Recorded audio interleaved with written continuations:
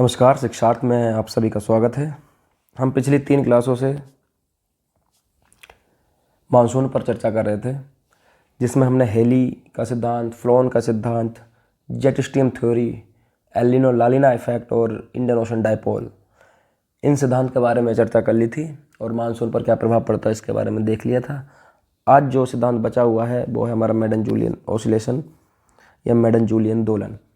इसके बारे में हम आज की क्लास शुरू करते हैं। इसको लेकर हम समझेंगे कि ये किस तरीके से मानसून पर अपना प्रभाव डालता है और क्या होता है मेडन-जूलियन ऑसिलेशन। तो अगर हम बेसिक की कुछ बात करें तो मेडन-जूलियन ऑसिलेशन के बारे में हम जान लेते हैं। ऑसिलेशन के बारे में खोज की बात करें तो 1971 में इसकी खोज हुई थी। खोजकर्ता का नाम इस सिद्धांत में छुपा हुआ है, जिसमें पहले हैं डॉक्टर रोनाल्ड मेडन, दूसरे हैं डॉक्टर पॉल जूलियन, और इन्होंने अपने नाम को उठाकर इस सिद्धांत को दे दिया, जिसे कहा गया मेडन-जूलियन ऑसिलेशन, और शॉर्ट फॉर्म में कह देते हैं इसे MJO, मेडन-जूलियन ऑसिलेशन। और अगर हम MJO की बात करें तो MJO एक परिघटना है जो कि उष्णकटिबंधीय क्षेत्र में होती है। उष्णकटिबंधीय क्षेत्र में की परिघटना है ये। उष्णकटिबंधीय क्षेत्र में भी स्पेशली कौन सा, इंग्लिश में ट्रॉपिकल बोलते हैं इसे, भूमध्य रेखा के क्षेत्र वाला, भूमध्य रेखा के आसपास वाला क्षेत्र जो है, स्पेशली वहाँ की परिघटना है। और इसे समझने के लिए हम एक चीज़ समझ लेते हैं जो आपको पता भी है। जैसे कहीं पर ये लो प्रेशर बना हुआ है। लो प्रेशर का मतलब क्या होता है, यहाँ पर टेम्परेचर बहुत हाई है। टेम्परेचर हाई होने से क्या होता है, यहाँ की जो हवाएं हैं ये ऊपर की तरफ उठती हैं। जब टेम्परेचर हाई होगा तो हवाएं ऊष्मा पाकर ऊपर की ओर उठेंगी। अगर जब हवाएं ऊपर की ओर उठेंगी तो क्या होगा, तो इन हवाओं में जो वाष्प है वो ऊपर जाकर ठंडी होगी। ठंडी होने से वो बूंदों में परिवर्तित होगी और वर्षा होगी। तो लो प्रेशर यहाँ पे कहीं है तो लो प्रेशर से क्या होगा, हवाएं ऊपर की ओर उठेंगी तो यहाँ पे क्या होगा, बादल बनेंगे, कंडेंसेशन की क्रिया होगी तो प्रेसिपिटेशन होगा। ये बरसात भी हो रही है। ऊपर जाकर जो हो जाएंगी, क्षोभ सीमा तक हवाएं जाती हैं, उसके बाद हवाएं चारों तरफ ऊपरी वायुमंडल से फैलती हैं। जब हवाएं इधर जाएंगी, इधर फैलेंगी और आगे चलकर फैल कर ठंडी हो जाएंगी, और ठंडी होने पर हवाएं भारी होकर नीचे बैठेंगी, और जहाँ नीचे बैठती हैं हवाएं वहाँ क्या जनरेट हो जाएगा, हाई प्रेशर। हाई प्रेशर क्यों जनरेट हो जाएगा, क्योंकि हवा वहाँ पर आकर इकट्ठा हो रही हैं, तो वहाँ पर हाई प्रेशर हो जाएगा। यहाँ पर टेम्परेचर अपेक्षाकृत कम होगा। अब हाई प्रेशर से क्या होगा, हाई प्रेशर से हवाएं फिर लो प्रेशर की तरफ मूव करेंगी। ये सतही हवाएं हैं, ये चीज़ आपको पता होगी। तो एक चक्रण बन जाता है, ये सर्किल बन गया है। लो प्रेशर से हवाएं ऊपर उठेंगी, हाई प्रेशर की तरफ जाएंगी। तो ये सर्किल जो बना है, ये सर्किल, तो इस सर्किल के बारे में हमने जाना था। ये सर्किल एल नीनो में भी आपने पढ़ा होगा। एल नीनो में भी यही सर्किल का योगदान, इसे वॉकर चक्रण बोल देते थे अपन। लालिना में भी ये समझा था आपने, और ये अब MJO में भी समझेंगे। अब क्या होगा जब ये सर्किल जो है अर्थ के मूवमेंट के साथ, यानी कि अर्थ वेस्ट टू ईस्ट मूव करती है और ये सर्किल भी वेस्ट टू ईस्ट मूव करने लगे, यानी कि लो प्रेशर यहाँ पर है। जैसे मान लिया कि ये यहाँ पर अफ्रीका है, यानी कि अफ्रीका के नियरेस्ट जो है तटस्थ क्षेत्र में लो प्रेशर बना हुआ है, तटीय क्षेत्र में, और यहाँ पर ये इंडोनेशिया वाला एरिया है जहाँ हाई प्रेशर बना हुआ है। होगा क्या, जब ये मूव करेगा तो आगे चलकर इंडोनेशिया वाले एरिया में लो प्रेशर हो जाएगा और आगे कहीं हाई प्रेशर बन जाएगा। इससे क्या होगा, अब हवाएं यहाँ से ऊपर उठने लगेंगी, यहाँ पर बैठने लगेंगी। यानी कि हो क्या रहा है, जो ये लो प्रेशर हाई प्रेशर वाला जो सर्किल है ये मूव कर रहा है टुवर्ड्स वेस्ट टू ईस्ट। तो MJO ये परिघटना है जिसमें लो प्रेशर और हाई प्रेशर वाला जो सर्किल बन जाता है वो वेस्ट टू ईस्ट मूव करता है, और ये अर्थ जो सर्कुलेशन पूरा कर लेता है अर्थ का, वो 30 से 60 दिन में ये पूरा कर लेता है, यानी कि अपनी प्रक्रिया को ये दोहराता है 30 से 60 दिनों में। कभी कभी 90 दिन भी लगा लेता है। जो उसकी ये east to west to east move जो कर रहा है उसकी मूविंग स्पीड पर डिपेंड करता है कि कितने दिन लेता है। अमूमन 30 से 60 दिन ये पूरे पृथ्वी के चक्कर लगा के अपना सर्किल पूरा कर लेता है 30 से 60 दिनों में। इसकी अमूमन गति की बात करें तो 14 से 30 किलोमीटर प्रति घंटा की स्पीड से ये बढ़ता है। अमूमन इतनी इसकी स्पीड रहती है। तो MJO है क्या? ये एक moving low pressure and high pressure circle है, यानी कि पल्स ऑफ विंड्स। एक पल्स है विंड्स में जो मूव करता है वेस्ट टू ईस्ट। इतना बात आपको समझ में आएगा। इसका ओरिजिन कहाँ होता है? ओरिजिन होता है इसका हिंद महासागर में होता है, हिंद महासागर में, वो भी वेस्ट पार्ट में। वेस्ट पार्ट में कहाँ? अफ्रीका के तटीय क्षेत्र में। तो ये था आपका MJO। अब इसे हम मैप में एक बार समझ लेते हैं तो ये हमारा क्लियर हो जाएगा MJO को। तो ये इस मैप में हम समझते हैं और आपको और भी क्लियर हो जाएगा कि MJO किस तरीके से वर्क करता है। तो अफ्रीका में कुछ ना कुछ तो आपको समझ में आ ही रहा होगा। इतना गंदा तो नहीं बनाया मैंने मैप। ये ऑस्ट्रेलिया है, ये इंडिया, ये अफ्रीका कॉन्टिनेंट,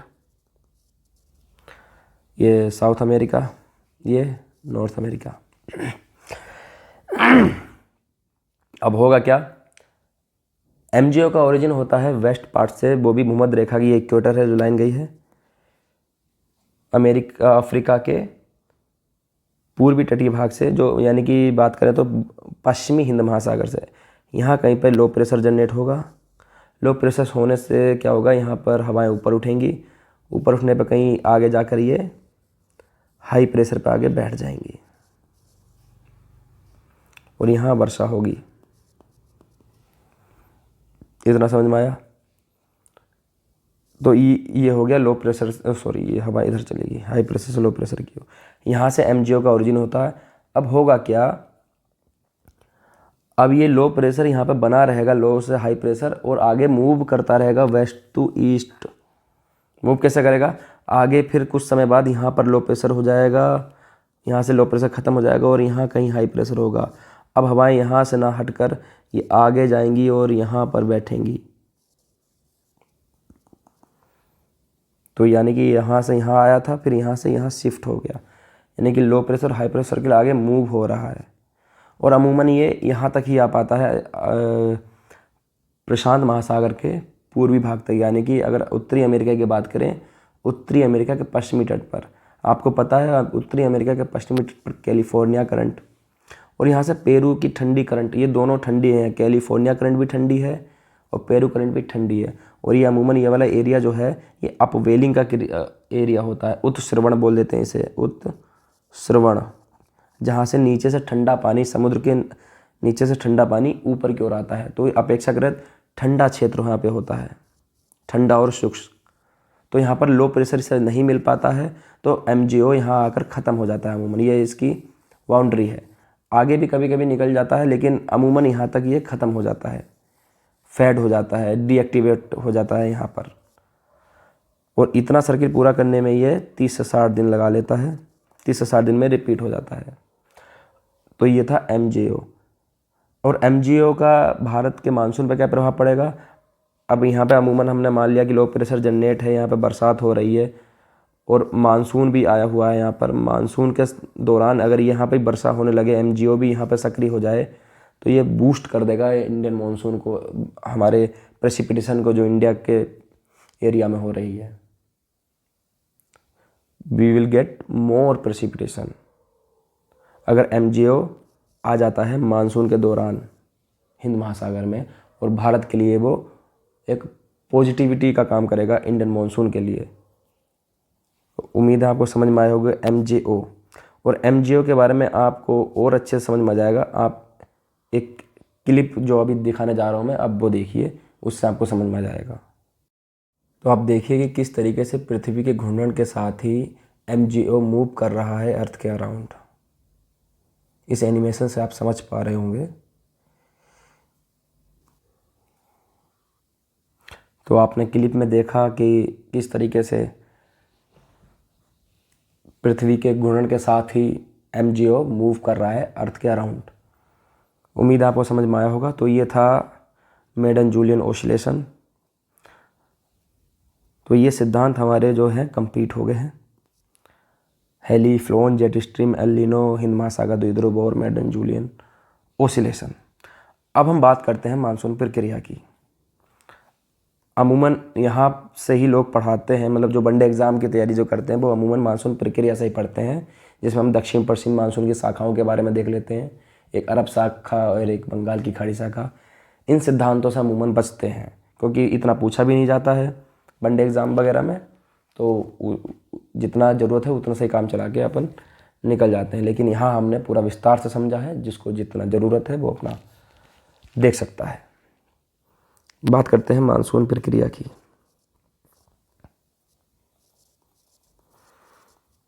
मानसून प्रक्रिया में हम देखें अगर, तो हम 3 चीज़ की बात कर सकते हैं। एक तो प्री मानसून, मानसून पूर्व वर्षा, एक है दक्षिण पश्चिम मानसून,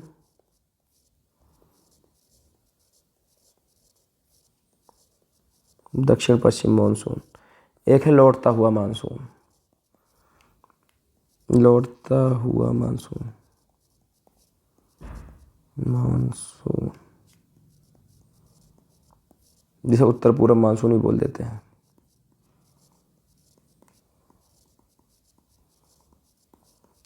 दक्षिण पश्चिम मानसून को एक नाम और दे देते हैं, जिसे मानसून का आगमन।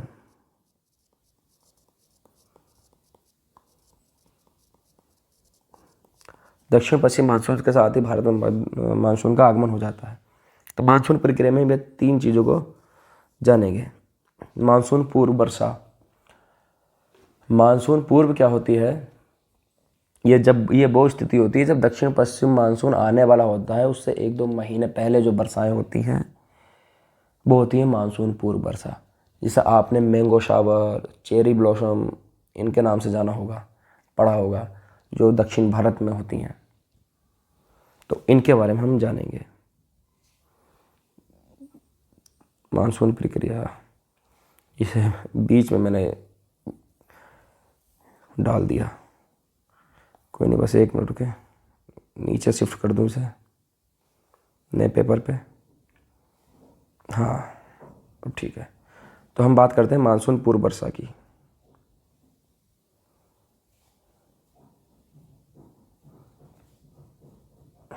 मानसून पूर्व वर्षा,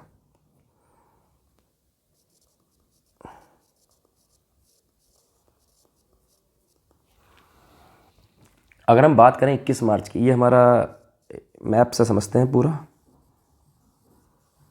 इंडिया है। 21 मार्च की अगर हम बात करें, 21 मार्च वो तारीख है जब सूरज जो है 0 डिग्री पर लंबवत चमकता है। और इसके पश्चात 21 मार्च के पश्चात क्या होगा? सूरज उत्तरायण होना शुरू हो जाएगा ऊपर की तरफ। और जैसे जैसे सूरज उत्तरायण होगा वैसे वैसे ही ये वायदा पेटियाँ भी उत्तरायण होने शुरू हो जाएंगी। अगर एक फैक्ट की बात करें तो सूरज जो है 1 महीने में 8 डिग्री शिफ्ट करता है। 1 मंथ में 8 डिग्री शिफ्ट हो जाता है ये। 21 मार्च से 21 जुलाई अप्रैल तक 8 डिग्री शिफ्ट कर जाएगा। तो एक फैक्ट की बात थी, याद रख लेना, ना भी रखोगे कोई बस समस्या नहीं, इतना तो नहीं पूछेगा। 21 मार्च को सूरज विषुवत रेखा पर लंबवत चमकता है। उसके बाद उत्तरायण की स्थिति आ जाती है और सूरज उत्तरायण होना शुरू हो जाता है और वायदा पेटियाँ भी उत्तर की तरफ खिसकनी प्रारंभ हो जाती हैं। लेकिन इस दौरान जब 21 मार्च की डेट होती है, विषुवत रेखा पर सूर्य लंबवत होता है, तो उस दौरान होता क्या है? एक पछुआ जेट आपने पढ़ी होगी, जो मैंने जेट थ्योरी में बताया था। पछुआ जेट उत्तरी मैदानों के ऊपर से गुजर रही होती है। ये उत्तरी के मैदान, और उत्तरी मैदान में हाई प्रेशर बना रही है। इतना तो क्लियर है आपको? जब 21 मार्च की डेट है, भूमध्य रेखा पर सूरज लंबवत है, उत्तरायण की स्थिति में होने वाला है। इस दौरान होगा क्या? पछुआ जेट जो है उत्तर के मैदान से निकल रही होगी और इस समय पूर्वा जेट नहीं होगी। उत्तर के मैदान में हाई प्रेशर बना होगा। अब जैसे जैसे सूरज उत्तरायण होगा वैसे वैसे ये जो वैसे वैसे ये जो है पूर्व पछुआ जेट, ये धीरे धीरे धीरे धीरे उत्तर की तरफ मूव करती चली जाएगी। इससे होगा क्या, इससे ये होगा जो भारतीय क्षेत्र में फिर सूरज की ताप बढ़ सीधी किरणें पड़ने लगेंगी। जैसे जैसे सूरज उत्तरायण होगा वैसे वैसे भारतीय क्षेत्र पर सूरज की किरणें लंबवत पड़नी शुरू हो जाएंगी। इससे होगा क्या, यहाँ से हवाएं गर्म होकर ऊपर उठेंगी तो हल्का हल्का यहाँ पर लो प्रेशर जनरेट करती रहेंगी, हवाएं ऊपर उठना शुरू हो जाएंगी। जैसे जैसे सूरज उत्तरायण होगा वैसे वैसे ये पछुआ जेट भी उत्तरायण होना शुरू हो जाएगी और वैसे वैसे हवाएं लो प्रेशर यहाँ से गर्म होकर ऊपर उठेंगी। ये हवाएं गर्म ऊपर ऊपर उठकर लो प्रेशर बनाएंगी और इस लो प्रेशर को भरने के लिए यहाँ से हवाएं चलेंगी। इस लो प्रेशर को भरने के लिए यहाँ से हाई प्रेशर से हवाएं, आर्द्र हवाएं चलेंगी यहाँ पर इस लो प्रेशर को भरने के। अभी दक्षिण पश्चिम मानसून नहीं आया है, उससे 1-2 महीने पहले की बातें चल रही हैं। इस निम्न वायुदाब को भरने के लिए महासागर से हवाएं चलेंगी। ये जो हवाएं हैं ये पूर्व मानसून वर्षा है, ये पूर्व मानसून वर्षा है जो अमूमन हम देख लेते हैं मार्च अप्रैल महीने में देख लेते हैं और मई के अंत तक तो भारतीय उपमहाद्वीप में दक्षिण पश्चिम मानसून का आगमन हो ही जाता है। तो ये थी पूर्व मानसून वर्षा और इसे विभिन्न क्षेत्रों में अलग अलग नामों से जाना जाता है। अगर हम बात करें तो आम्र वर्षा, पूर्व मानसून वर्षा को कहाँ कहाँ किन किन नामों से जाना जाता है ये क्वेश्चन पूछ लिया जाता है। आम्र वर्षा, मैंगो शावर,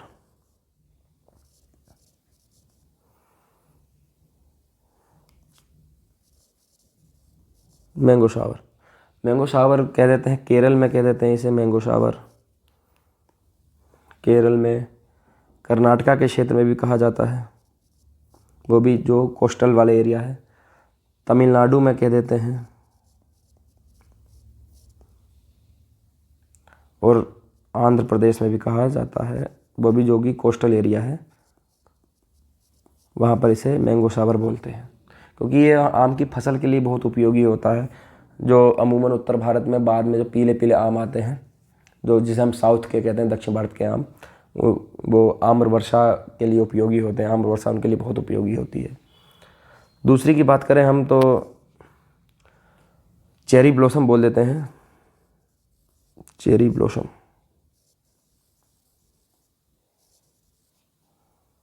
जिसे कहते हैं फूलों वाली बौछार, फूलों वाली बौछार।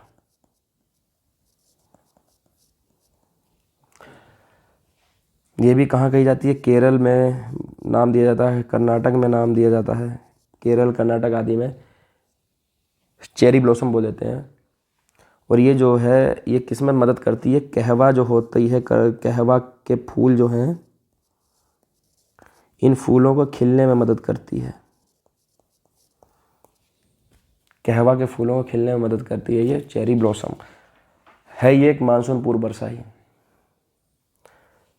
तीसरी की बात करें तो आपने सुना होगा काल बैसाखी, चैत्र वैशाख महीना आता है ना, अप्रैल में, अप्रैल का लास्ट में बैसाख शुरू होता है तो उस समय यह हवाएं चलती हैं और ये पूर्व मानसून की प्रक्रिया होती है, तो इसलिए इसे काल बैसाखी बोलते हैं। और ये कहाँ बोलते हैं, वेस्ट बंगाल में, पश्चिम बंगाल में से काल बैसाखी बोलते हैं। ये तूफ़ानी वर्षा है और किसके लिए लाभदायक होती है ये वर्षा, ये चावल के लिए। और पश्चिम बंगाल में जूट होता है तो जूट, चावल, इसके लिए ये बहुत ही लाभदायक वर्षा होती है। काल बैसाखी पश्चिम बंगाल में बोला जाता है। और बात करें तो बोडो चिल्ला, बोडो चिल्ला ये फैक्ट है, पूछे जाते हैं। तो बोडो चिल्ला बोला जाता है असम, पूर्व मानसून वर्षा को बोडो चिल्ला कहते हैं असम में, जो किसके लिए लाभदायक होती है, चाय के लिए, चावल के लिए, इनके लिए लाभदायक होती है। और मार्च से मई के बीच में हम बात करें अगर, तो छोटा नागपुर पठार,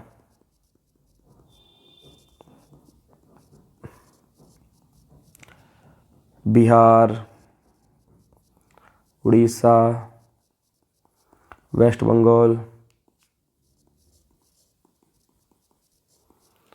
और असम, इनके क्षेत्र में नॉर्वेस्टर हवा चलती है, नॉर्वेस्टर पवन। इन क्षेत्रों में नॉर्वेस्टर पवन चलती है जो कि क्या करती है, यहाँ उत्तर पश्चिम से आने वाली गर्म और शुष्क हवा जो है वो महासागरीय आर्द्र वायु से मिलती है तथा नॉर्वेस्टर प्रभाव उत्पन्न करती है। और जो ये काल वैसाखी और बोडो चिल्ला है, ये इस नॉर्वेस्टर का ही विस्तार है। समझ में आया होगा आपको। तो ये छोटा नागपुर पठार, बिहार, उड़ीसा, पश्चिम बंगाल और असम में ये नॉर्वेस्टर हवा चलती है। अगर हम नॉर्वेस्टर प्रभाव को, नॉर्वेस्टर पवन को अगर मैप में देखें तो आप समझ पाएंगे। इस समय लू चल रही होती है जो उत्तर पश्चिम से चलती है, अपनी शुष्कता के कारण जानी जाती है। ये चलती है और बंगाल की खाड़ी से यहाँ पर आर्द्रता लिए हुए हवाएं चलती हैं जो कि आर्द्र हवाएं हैं। और ये छोटा नागपुर वाला एरिया है, पश्चिम बंगाल, बिहार, छोटा नागपुर पठार, ये वाला एरिया है। और यहाँ पर ये हवाएं जब आपस में मिलती हैं तो ये वर्षा करती हैं और इसे नॉर्वेस्टर प्रभाव बोला जाता है, नॉर्वेस्टर प्रभाव। तो इस तरीके से यहाँ पर ये नॉर्वेस्टर प्रभाव पैदा करती हैं। और आगे चलकर ये यहाँ पर काल वैसाखी से आगे बोडो चिल्ला, इन्हीं का विस्तार नॉर्वेस्टर पवनों का ही विस्तार माना जाता है। तो ये था आपका पूर्व मानसून। और हमने एक सिद्धांत भी देखा था, मेडन जूलियन इफेक्ट। उसके आगे दक्षिण पश्चिम मानसून यानी कि मानसून का आगमन, और लौटता हुआ मानसून यानी कि उत्तर पूर्व मानसून। इनके बारे में हम नेक्स्ट क्लास में चर्चा करेंगे। तब तक के लिए बहुत बहुत धन्यवाद।